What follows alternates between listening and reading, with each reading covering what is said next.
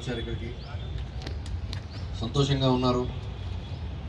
గతంలో మీరు బాధపడ్డారు, ఆ బాధని మీకు దూరం చేసి మళ్ళీ మీరు పోగొట్టుకున్నటువంటి సంతోషాన్ని మీకు చెంతకు తీసుకొని వస్తున్నాము సైబరాబాద్ పోలీసులు.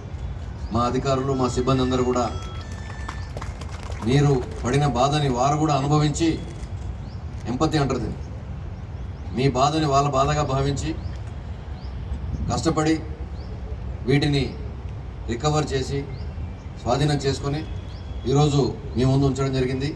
1016 మొబైల్ ఫోన్లు ఇవాళ పోగొట్టుకున్న బాధితులందరికీ కూడా అందించడం జరుగుతుంది.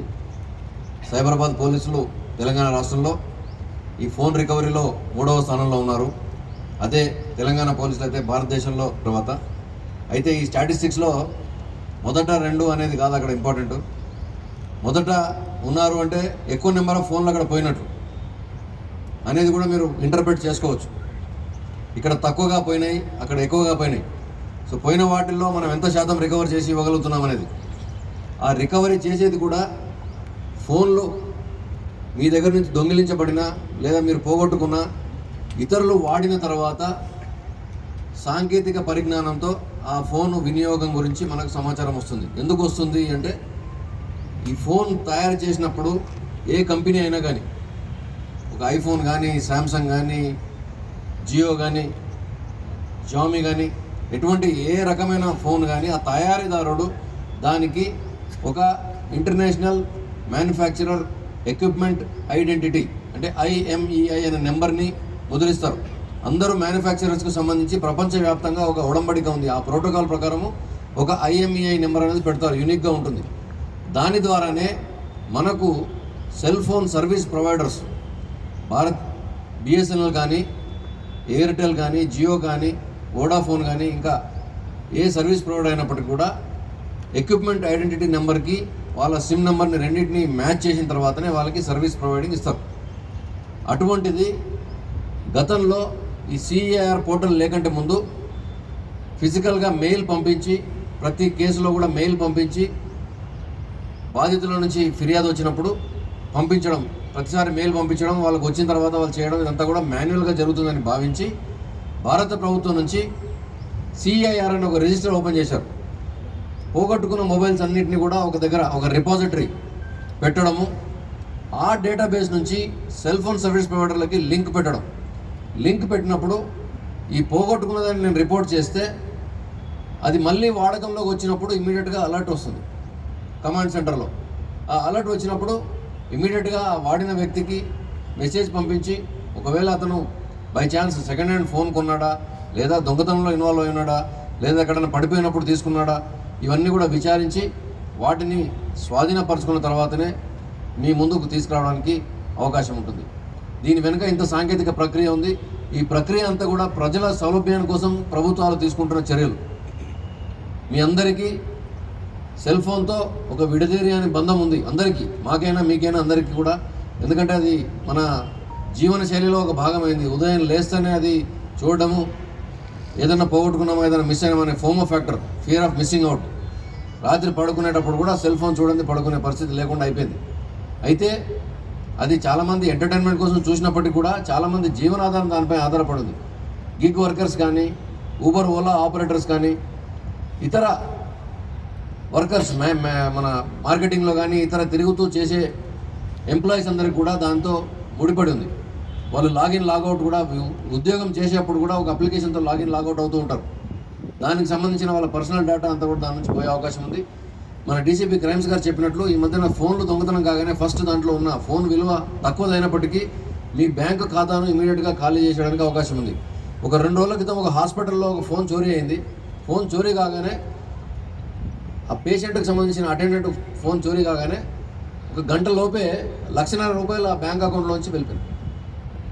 అదృష్టవశాత్తు అతను దొరికాడు, రికవర్ కూడా చేయడం జరిగింది, ఆ దొంగను పట్టుకున్నాము, అది వేరే విషయం.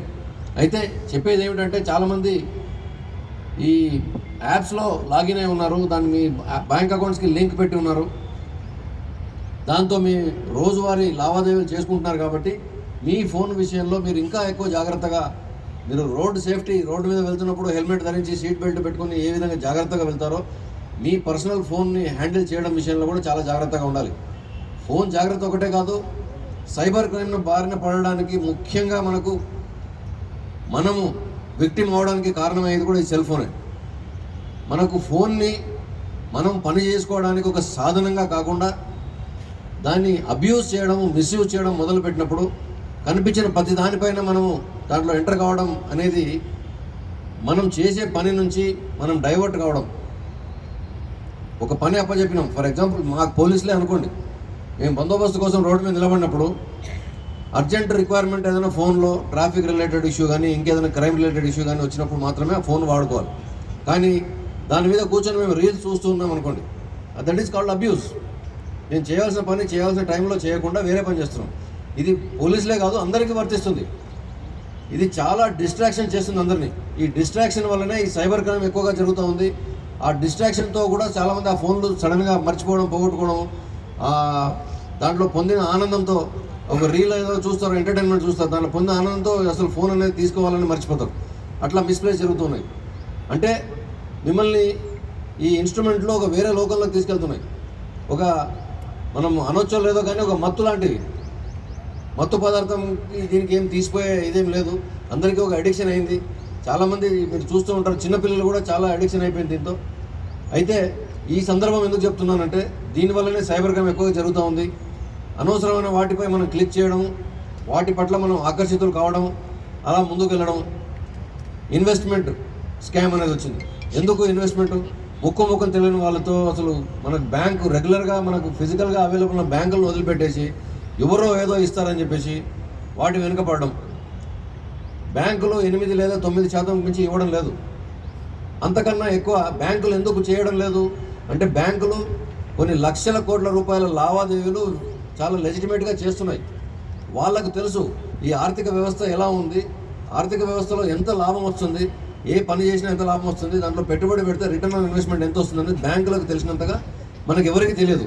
అయినప్పటికీ కూడా నేను ఎక్కువ ఇంట్రెస్ట్ ఇస్తాను, ఎక్కువ లాభాలు చూపిస్తానని చెప్పేసి పోలీస్కి కంప్లైంట్ ఇచ్చాము. సో అప్పటికే అనుకున్నా ఇంకా 2 months అయిపోయింది, ఇంకా నాకు దొరకదు ఫోన్ అనేసి అనుకున్నా. చాలా ఇంకా మొబైల్ ట్రాకర్లో కూడా ట్రాక్ చేశాను, సిఐఆర్ పోర్టల్ నుంచి కూడా ట్రై చేశాను సెర్చ్ చేయడానికి. బట్ అది స్విచ్ ఆఫ్ అయింది. దానివల్ల నాకేం నా లొకేషన్ది ఇన్ఫర్మేషన్ దొరకలేదు. ఇంకా మళ్ళీ సరే వస్తుందో రాదో అని జ్యోతి రామకృష్ణ జ్యోతి